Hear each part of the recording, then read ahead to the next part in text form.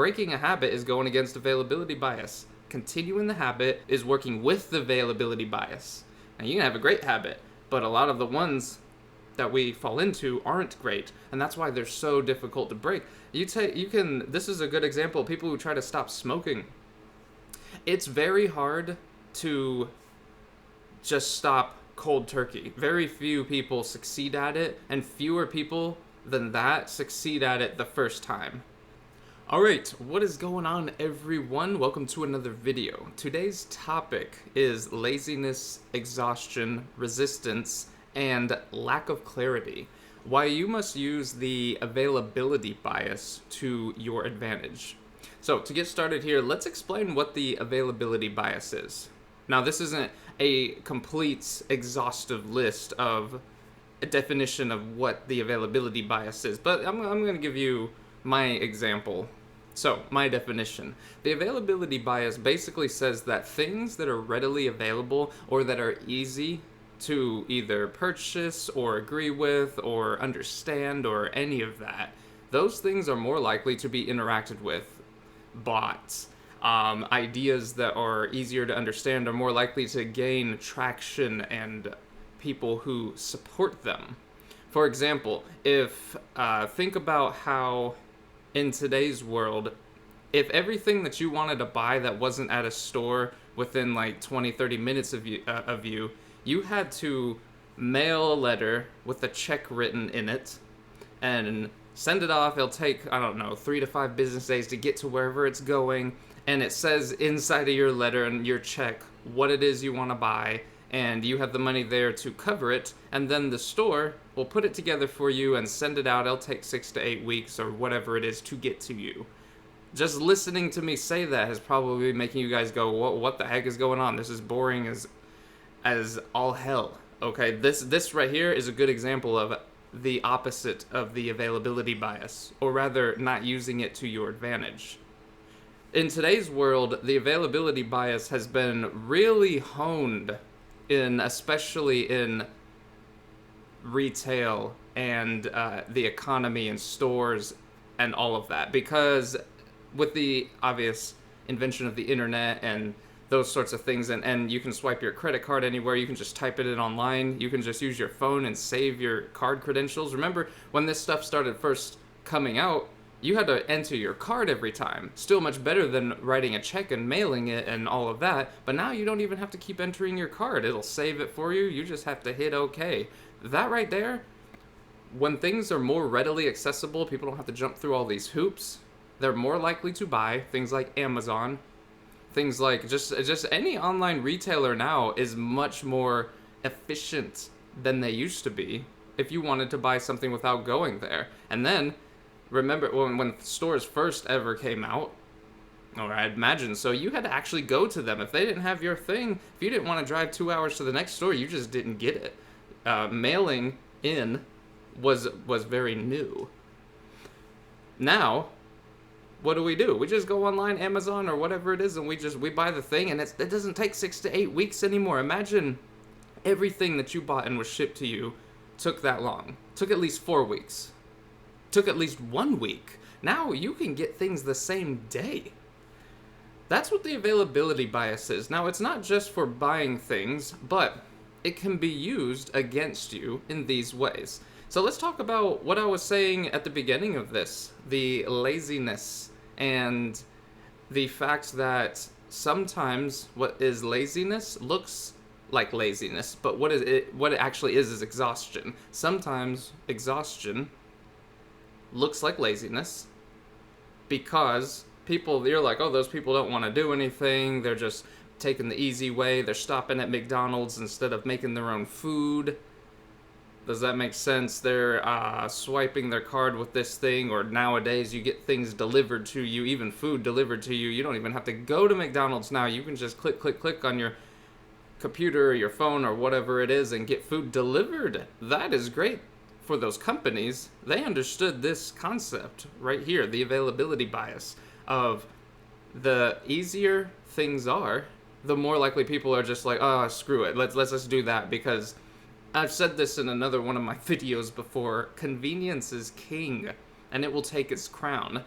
But be careful about the power of convenience, that it doesn't rule over you. For anybody who has ever had an addiction to things like DoorDash or Uber Eats or Grubhub or any of those things, and it doesn't just have to be food. It's easy for all of us to understand because everybody pretty much has to eat.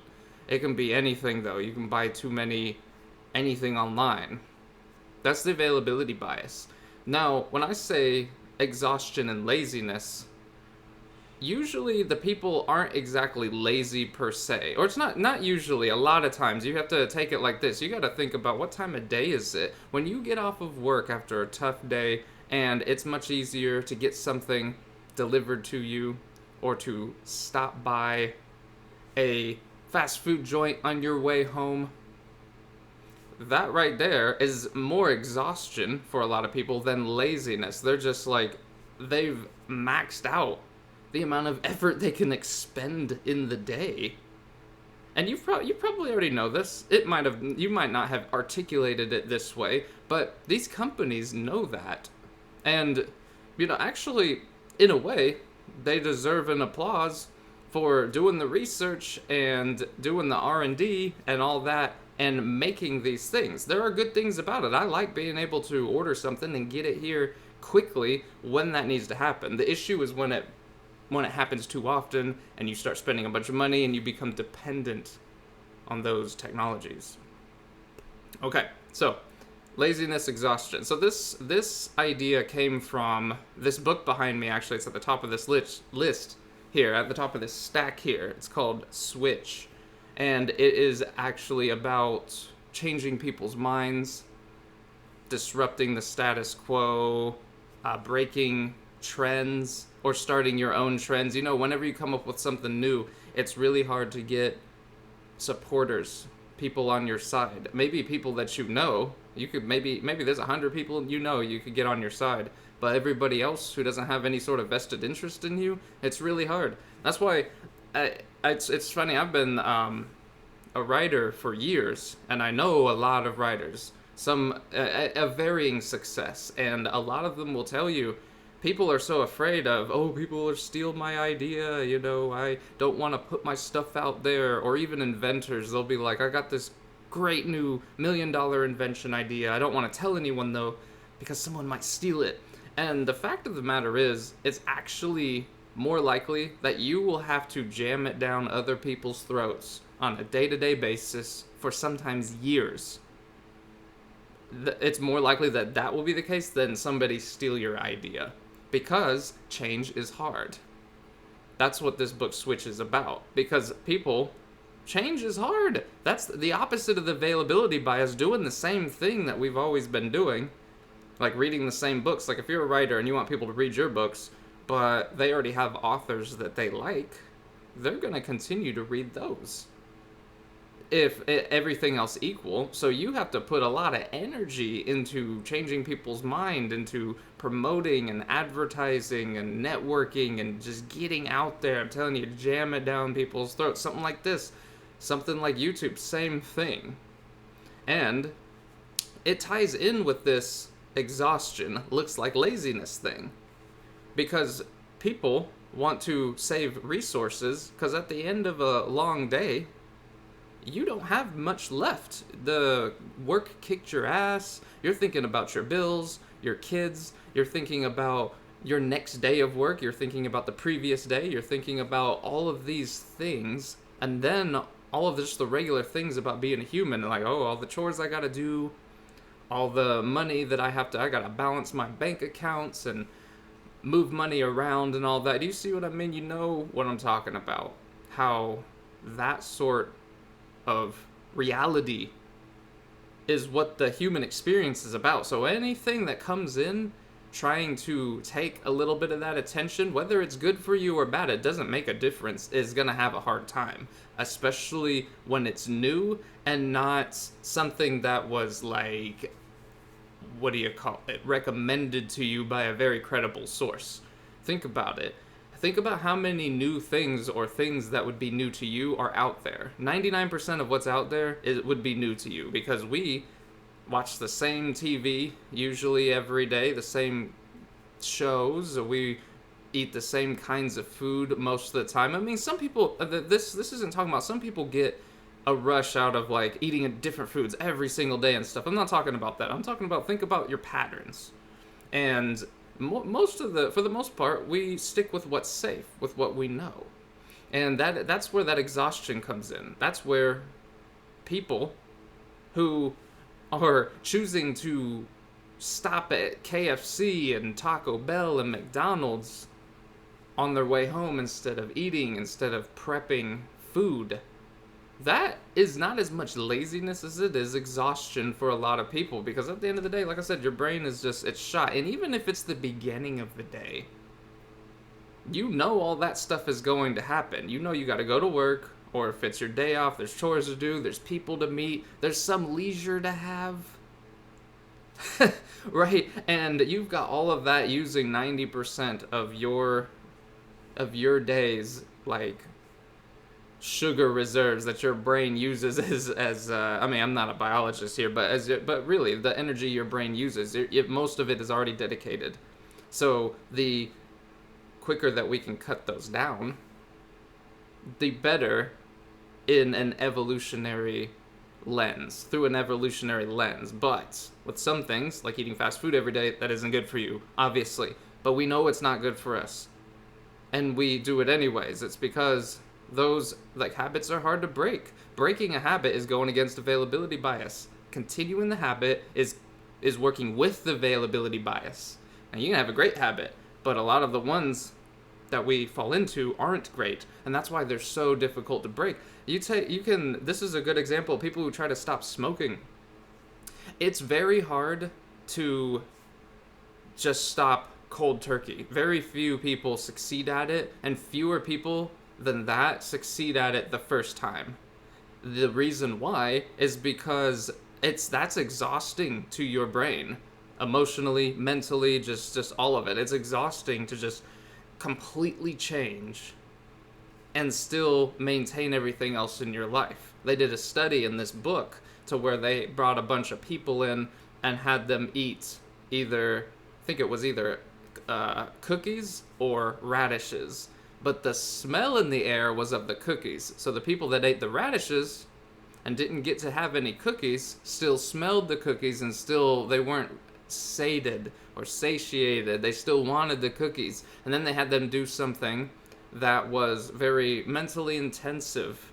And the people that didn't have to eat the radishes and forego that pleasure, they didn't have as hard of a time doing these mental activities. They spent more time doing them and were less like irritable and like short-fused while working on them. The people who had to eat the radishes and use a little bit of their brain power to stave off that appetite of cookies and sugar and all that stuff, the people who had to do that, who kept their constitution or whatever you call it, and they were tough about it. That is finite, though. They used some of it on not eating the cookies, so when it came to the mental exercises, they spent like half the time on it, sometimes less than half. And it wasn't because they were lazy, it was because they were exhausted. Every day, your ability to deny yourself the things that you shouldn't be interacting with or accepting or consuming, your ability to do that is finite. So if you do it too much with some things, later on in the day especially, or the next day or whatever it is, you're going to break at some point if it's too much. That's why these cold turkey situations often fail, because it's too much at one time. Your brain can't take it, it gets exhausted, it's like, no, screw it, I want the damn cigarette, I want the cookie, I want to binge drink, I want to just sit on the couch and eat some Cheetos and watch Netflix. Now, I'm not obviously turning my nose up to any of that. I'm just explaining why, for any of you out there who have ever been like, yeah, I want to eat healthy now. Yeah, I want to go to the gym more. Yeah, I want to, I don't know, spend my money better. But you found it hard. It's so easy to just stick with what's readily available. Availability bias. It's because of this right here. Now, the other part of this, like the theme of this video, was the resistance thing, okay, resistance, and the lack of clarity. So resistance and lack of clarity look like this. So when you're trying to change someone's mind, this also comes from that book Switch, by the way. They talk about a lot of this stuff. I'm just kind of boiling it down. When you're trying to change someone's mind, even your own, or someone is trying to change yours, even for something good, they're like, hey man, eat healthy. But that is an it's not really defined well. Eat healthy. What does that mean? That could mean a million things. Does that mean fruits, vegetables, not too much refined sugar, not too many carbs, maybe more complex carbohydrates, maybe meat, maybe no meats? What does that mean? Right? It's a lot. Maybe more food, maybe less food, maybe several meals throughout the day, maybe intermittent fasting. Do you see what I mean? It goes on and on and on. So what they did is they did a study. They were like, well, most Americans, and this study was 10, 20 years ago, but most Americans, a lot of the saturated fat they consume comes directly from milk. So they were like, okay, the issue isn't that people necessarily are drinking milk. It's the fact that it's very readily available for them because it's right in your refrigerator. So for people who like milk, and drinking a lot of whole milk, for example, has a lot of fat in it, right? It's just readily available. It's so easy to open your refrigerator and get it. So they're like, okay, we just have to change the fact that that's what they're purchasing. So instead of saying eat healthier, they ran a campaign that was like, that said something to the order of purchase 1% milk. If you're trying to eat healthy, just purchase 1% milk when you're there. Once it's in your refrigerator, this is what your brain's gonna do. It's gonna be like, okay, I still want that milk. Maybe the 1% isn't gonna taste as good as that whole milk that I used to have, but are we gonna drive all the way to the damn store to get whole milk when we can just drink this and it's gonna be 80-90% of as good as that whole milk? Hell no, we're not gonna go to the store. Just drink the whole milk. Just drink the 1% that's in the refrigerator. You see what I mean? This is in several different books. People talk about this, but one of the ways that you can make it easier on yourself to form a new habit is to make it difficult for you to keep doing the old habit. For example, keep 1% milk in your fridge instead of whole milk. Don't have like chips and cookies and donuts sitting in your house. Like most people will consume less than half of those things when they are not readily available. When it's just sitting in your cupboard or your refrigerator or on your counter, that is availability bias. They're like, okay, well the donuts are right here, or I can cut up a whole salad. Which one do you think you're gonna do? See what I mean? A lot of people, like if they're trying to quit smoking, a good idea is the best thing to do would be to not keep cigarettes around at all. But another thing you could do is, well, don't keep them with you. Like, lock them in a safe or something, and failing that, just put them, like, in a drawer somewhere, like, or in a box somewhere, and somewhere up high to where every time you gotta get one, you gotta go through all of this situation to unlock that safe, or climb up on top of your refrigerator, get that box down, and dig through it, find the cigarettes, and then you can use them. You see what I mean? It sounds kind of silly, but the farther you place something that you're wanting to disassociate yourself with, the less often you're going to interact with it. If you smoke a pack a day, and you do what I just said, you can do this, like, you can put them maybe in your car, assuming you don't smoke in your car. If you do, then you'll have to put them somewhere else. But let's say you're a person that never smokes in your car. I know a lot of people that smoke, but they will not smoke in their car. So put the cigarettes in your car. Every time that you want them, you'll have to go all the way out to your car, get them out, and then use them. And then you have to put them back and go inside every time. You'll probably use them about half the time. And that is much more progress than going cold turkey for a day or two and then just reverting back. See what I'm saying? This is how you use this to your advantage. Now the resistance thing is, like I said, let's go back to that, is define it a little bit better. They say Chip and Dan Heath wrote this book. They're brothers, I believe.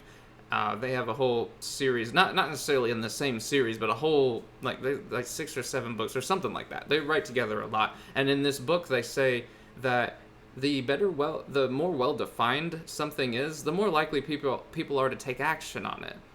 So that's why when you see those signs that say, "Oh, this is the year for good dieting" or something like that, you know what I mean, like billboards or whatever, and then that is not availability bias, because that's making your brain solve a puzzle. You're like, all right, good diet this year, cool. So what does that mean?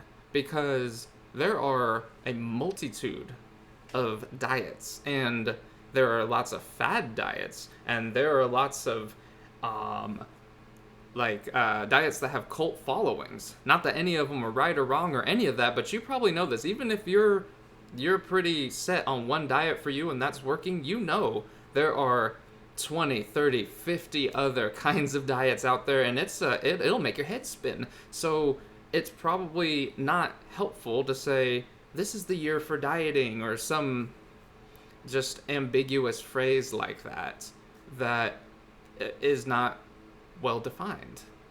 So define stuff a little bit better.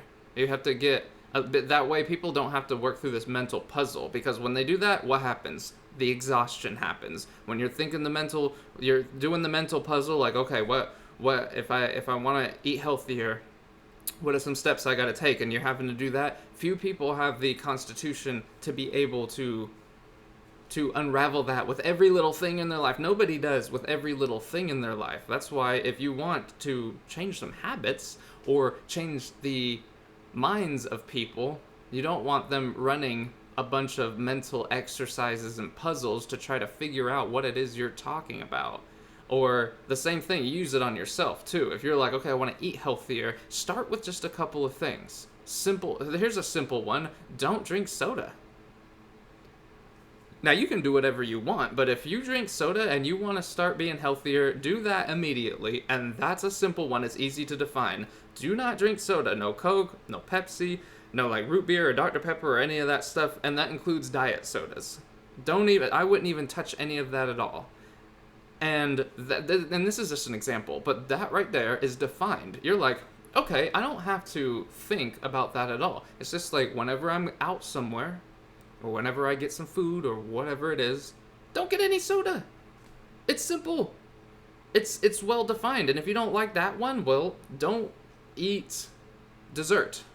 That's a good one. If you have a piece of cake every single night with your meal and you don't want to cut the soda out, cut the piece of cake out.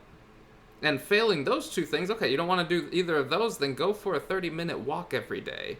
You see how all of those are well defined. Cut out the cake, cut out the soda, or do a 30-minute walk every day or every night after your meal or whatever it is. And little by little, once that becomes instinctual, you do that for a few weeks or a few months, and you're like, no, I don't really drink soda hardly at all. What else can I add? Now I can cut out the cake and the cookies and the snacking. It's not saying you can never have those, but remember the exhaustion. If you're immediately saying, okay, I eat like shit all the time, and I'm going to cut out all the candy and all the cake and all the soda, and you do it all at once, you'll fail. 9 times out of 10, you will fail, and every single time you try again, it'll be harder, because there is such a thing as stacking when it comes to stacking in a good way and stacking in a bad way. In a good way, you're like, hey, every single time I have a victory, it makes it easier to have a victory because I'm more confident in myself. But it goes the other way too. The more failures that you stack, the more you'll be down on yourself. You won't want to try anything anymore. You see this a lot with people, like I said, who try to quit smoking or try to quit eating too much sugar or whatever. So that's what is recommended by books like this Switch. Use the availability bias for sure in your favor. Understand that keeping those things, the number one thing that I would do They say if you want to stop a habit, get out of the situations that cause you to do that habit. If you hang out with a bunch of people that are eating like shit all the time or smoking all the time, you're gonna have to be like, okay, you guys either cannot do that around me or I just can't be around you. You gotta understand, I am trying to improve my life here. I need to not be around that. And a lot of them will be cool. They'll be like, dude, we understand. I wish I could quit smoking. I wish I never started. I wish I could drop some pounds here because I'm eating too much. And they might not be able to do it immediately, but most of them, especially if they are friends, they'll understand. They'll be like, hell yeah, dude, this is the year. I hope that I can do that here in a few months too. And you might become an inspiration for them. And this isn't just in obviously food and drugs or whatever. It's also money. Gotta be watching that money. It's remember though, start with small things. If every couple of weeks you start with something small, go without picking up some takeout somewhere. Go without buying, I don't know, another movie or another gadget or whatever it is that you do. Go without those things. Start with something small. You don't want to just be like, okay, now I can't do anything at all. Remember those cold turkey situations, brain doesn't like that. That exhaustion will hit you quickly. All right? So, this is what I have for y'all today. Just remember the link here between that exhaustion and laziness. Oftentimes it isn't lazy. The brain will just make you lazy. Anybody lazy to protect itself. Because it doesn't know that in a few minutes you might get attacked by some crazy animal. That's what it thinks. So we don't want to be making all of these huge mentally taxing decisions, right? Because we want to have that energy available to respond just in case we're about to die of something. That's what your brain thinks. It thinks you're still out in the jungle like your ancestors. The nervous system that you have is basically no different than your relatives 1,000 years ago, even 2,000 years ago, when the world was a much scarier place for humans. It's basically not any different. It's 99.999% the same exact nervous system. And it's only in the past 100 years or so, maybe 200 years, that all this modern convenience has happened. How long have humans been around? Thousands, tens of thousands, even more. So the past 100 years is just a tiny sliver of that entire timeline. You haven't changed that much. Biology. I'm not going to say this word. Your biology has not changed that much. Right? Biologically, there we go. Has not changed that much. You have not changed that much biologically in the past even 1,000 years, even probably 2,000 years. So your brain, that laziness, it will make you lazy, not because, oh, you're a lazy person. I mean, there are some lazy people out there.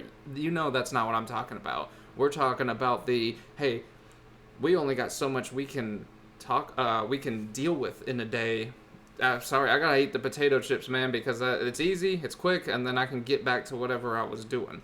Remember the link between that and exhaustion.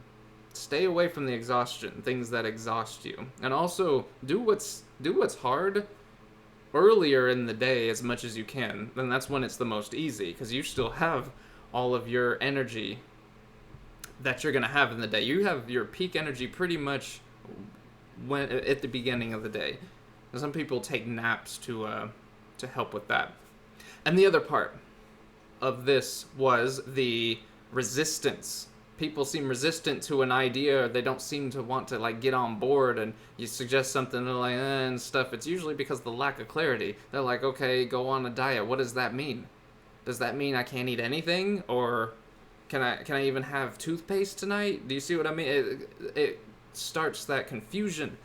That you don't want people solving mental puzzles, bro, when you're trying to change their mind about things.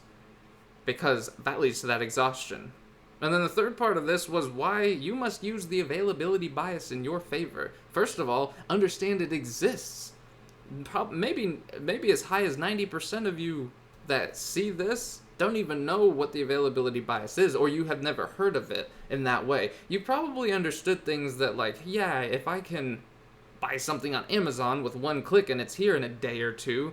I'm going to do that rather than go up to the store and them tell me, oh, we don't have it, but we can order it for you and it's going to take a week. You see what I mean? Everyone's been in that kind of situation and you're like, hell no, I can just get it off Amazon. That's why Amazon is beating all these other retailers, because they understand the availability bias. All right? So, thank everyone. I thank everybody so much for being here, and have a beautiful day.